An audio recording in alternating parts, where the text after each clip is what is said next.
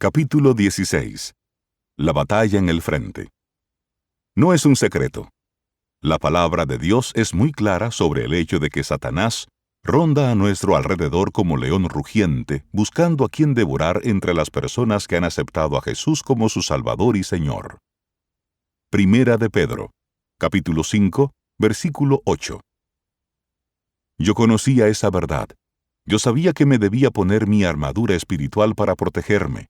Y yo sabía que cada seguidor de Cristo encontrará guerra espiritual. La enfrenté muchas veces durante los 5 años que trabajé en el ministerio de la calle. El diablo no se sienta tranquilo cuando el pueblo de Dios está llevando la verdad del Evangelio de Jesús al terreno del diablo. Típicamente, Satanás usa sus armas de adicción como crimen, abuso sexual, drogas y alcohol para mantener fuertemente en sus garras a los oprimidos que viven en la pobreza. Jesús vino para ayudar al perdido, a los que sufren y a los pobres, no solo los pobres económicamente, pero los que son pobres de espíritu también. Cuando empezamos a decirle a la gente que la manera de salir de sus dificultades no es un programa de gobierno, el sistema de seguro social, drogas o alcohol, que su salida y única esperanza es acudir a Jesucristo, tenemos que estar listos para la pelea con el enemigo.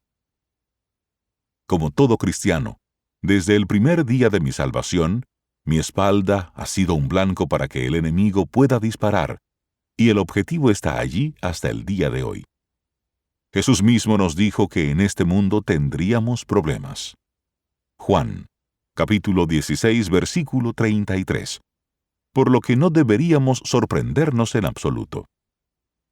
Pero los seguidores de Cristo servimos al que es más poderoso que el diablo.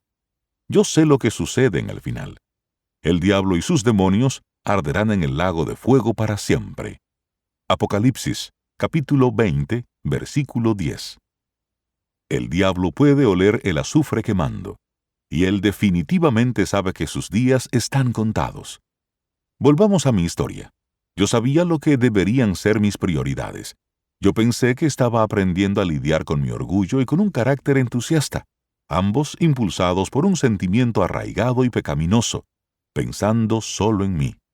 Era un joven cristiano que había saltado inmediatamente a un ministerio en la calle cuando todavía tenía mucho que aprender acerca de mi fe. Oh, yo era discípulo en el camino. Estaba aprendiendo en la iglesia del pastor Mike, y estudiaba a los hombres de Dios como Charles Stanley, Jack Graham, Billy Graham, Jentezen Franklin y muchos otros. Pero mucho de lo que aprendí fue en la escuela de los golpes duros en las calles y en nuestro ministerio. Mi experiencia me ha enseñado que un camino más eficaz y productivo habría incluido más discipulado antes de entrar en el ministerio. Partes vitales. En el otoño de 2002, después de la recuperación de Brooke, mi esposa y yo, estábamos agotados emocional, financiera y espiritualmente.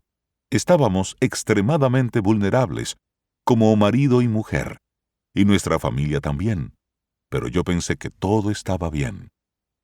Muchas veces el hombre es el último en reconocer y admitir que su matrimonio está sufriendo, o que su esposa es infeliz. Y el engañador capitaliza en este hecho. Yo estaba engañado, y estaba a punto de tener el mayor encuentro satánico que había experimentado hasta ese momento.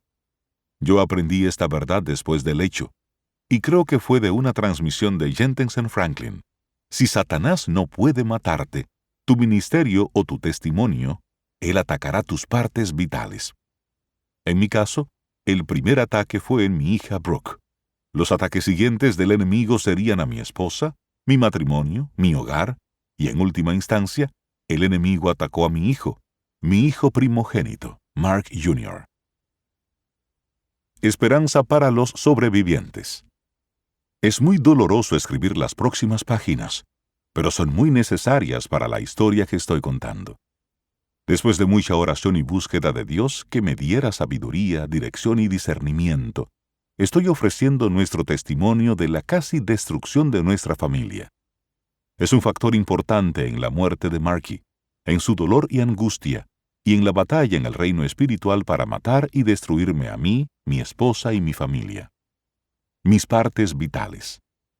Este tema es raramente discutido por los cristianos, y parece haber una falsa creencia de que si se ignora el tema, éste desaparecerá.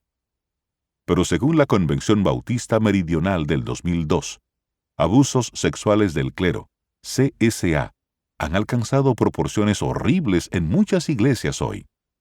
Este problema no se limita a una denominación en específico. Se puede encontrar entre los líderes de las iglesias en toda la comunidad cristiana. Su ocurrencia seguramente aflige a Dios, y el enemigo agarra cada incidente como una herramienta de destrucción que trabaja desde dentro del cuerpo de Cristo. Usted puede leer más acerca de CSA en el apéndice B, la epidemia devastadora de los abusos del clero. Un lobo vestido de pastor. En el domingo de resurrección del 2003, mientras estábamos de vacaciones en Pensilvania, mi familia estaba a punto de caer víctima de un pastor adúltero que durante más de 15 años se había aprovechado de mujeres inocentes, matrimonios vulnerables y las familias debilitadas que resultaban cuando los matrimonios están en problemas. Este pastor abusivo era un pastor principal en una gran iglesia en Cleveland, Ohio, pero sus viajes le permitían dejar un sendero de destrucción por todo Ohio y en todo el país. Este lobo, vestido de pastor, estaba bien equipado, con grados en teología, psicología y consejería matrimonial. Durante años, usó su educación, posición y encanto para ganarse la confianza de las mujeres vulnerables en matrimonios con problemas.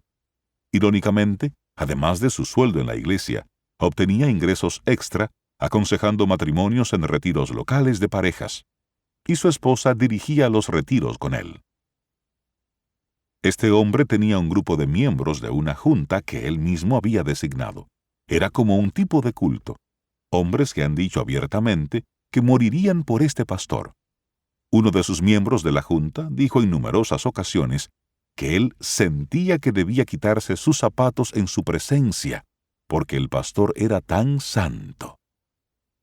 Este supuesto hombre de Dios secretamente manipuló su camino dentro de mi matrimonio, y durante un período de 1 año casi destruyó a mi familia. Depredadores como él, que se ganan la confianza de la gente en el nombre de Dios, y luego violan esa confianza, son la peor clase de hipócritas en la iglesia, y muchas mujeres y familias son sus víctimas. Pero Dina y yo habíamos hecho pública nuestra experiencia.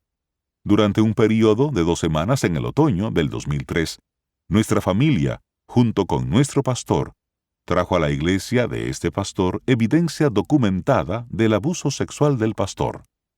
Compartimos la verdad primero con el Consejo de Ancianos de la iglesia y luego con el cuerpo de la iglesia. El pastor y sus secuaces no se fueron sin una lucha. El pastor principal, depredador, finalmente fue despedido de su cargo, y la junta fue desmantelada sistemáticamente. Su reinado de 15 años de abusos había terminado, mucho a su consternación. Varias víctimas más y sus familias salieron a la luz con su caso pronto después de que mi familia y yo lo hicimos. Devastación espiritual y emocional. Las víctimas de cualquier tipo de abuso desean 3 cosas: que se diga la verdad, que el abuso se detenga para ellos mismos y otros, y que se decrete una ley para que nunca vuelva a suceder. El abuso que nosotros como una familia sufrimos a manos de este pastor y sus líderes en la iglesia fue devastador.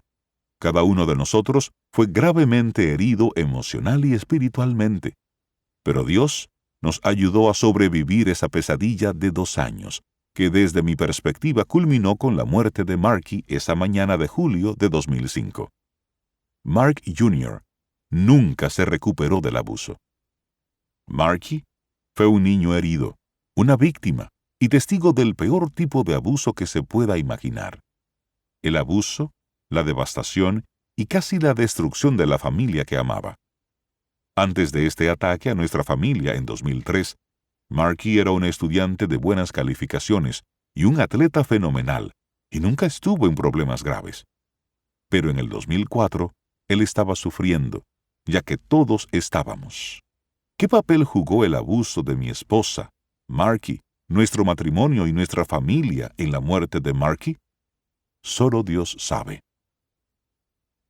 Si usted es una víctima de abuso sexual del clero, o fue herido directa o indirectamente, por favor escúcheme. Usted no puede permitirse el lujo de tomar una decisión que afectará su futuro eterno basado en su dolor o en la hipocresía de los seres humanos pecadores. Escuche esto otra vez.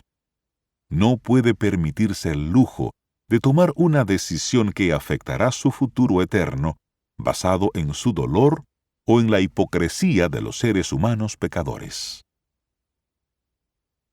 El plan del hombre versus el plan de Dios. Por lo tanto, le ruego a usted que obtenga una Biblia y aprenda acerca de Jesús. Lea los evangelios de Mateo, Marcos, Lucas y Juan y deje que el Espíritu Santo de Dios le ayude a ver correctamente a Jesús. Una vez más, no deje que el dolor que ha vivido como consecuencia de los engaños del hombre le impida descubrir por usted mismo quién es el verdadero Jesucristo. Y a medida que llegue a conocerlo, verá que nadie ha sido herido o traicionado de la peor manera por la Iglesia, por la gente religiosa de su tiempo, que Jesucristo mismo. Él entiende su desilusión con la Iglesia institucional, que esa verdad le dé ánimo para llegar a conocer a Jesús. Después de todo, su futuro eterno depende de que usted conozca y acepte la verdad de quién es verdaderamente Jesús, y en conocerlo y aceptarlo personalmente como su Salvador y Señor. No es de sorprender que muchas personas huyen de la Iglesia como ellos la conocen. Yo personalmente me corrí de la Iglesia por 39 años, hasta ese día, 1997. Cuando conocí a un verdadero hombre de Dios, alimentando a los pobres en los proyectos de vivienda. Luego leí sobre la vida de Jesús y cambié para siempre.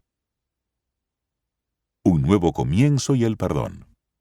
Desde 2008, hemos sido bendecidos al poder estar en una iglesia de Florida que tiene un hombre de Dios como pastor, líderes de la iglesia de integridad y miembros de la iglesia que sinceramente sirven, aman y honran a Dios. Todavía existen buenas iglesias. Para mí, la vida sin Jesucristo es inimaginable. Yo he experimentado la vida sin esperanza, pero sé que no importan las circunstancias de la vida. Dios es nuestro refugio y nuestra esperanza, si se lo permitimos. Y entregarnos a Dios de esa manera es difícil, si no imposible, si dejamos que el rencor y la amargura echen raíces en nuestras vidas. La falta de perdón es un veneno que contamina lentamente y finalmente destruye nuestro espíritu y alma. El bien y el mal no pueden ocupar nuestra mente, corazón y alma a la vez. O perdonamos o nos amargamos. Yo sabía que tenía que perdonar la iglesia y nuestros abusadores, pero ese mandamiento del Señor, dado para nuestro bien, es difícil de obedecer. Alguien mucho más sabio que yo me dijo que orara como lo hizo Jesús en la cruz. Dijo: Dios Padre, perdónalos porque no saben lo que están haciendo. Así que le pedí a Dios que perdonara a mis abusadores cuando yo no podía perdonarlos por mi cuenta. Finalmente, en el 2008, 3 años después de que se cometieron los terribles actos, he podido perdonar, dentro de mi corazón, a todos los abusadores que habían infligido daño y dolor a mi esposa, a mi hijo, mi familia y a mí. Yo le entregué a Dios todo el dolor, amargura, resentimiento y, lo más importante, la falta de perdón. Como cualquier experiencia dolorosa en la vida, sin embargo, esta falta de perdón intenta entrar de nuevo a mi vida de vez en cuando. Cuando esto sucede, contrarresto esos sentimientos con las verdades de la Biblia, verdades que a menudo se expresan en música de alabanza que llena la mente, corazón y alma con la verdad y la bondad. La palabra de Dios trae esperanza y sanidad después de la más oscura devastación.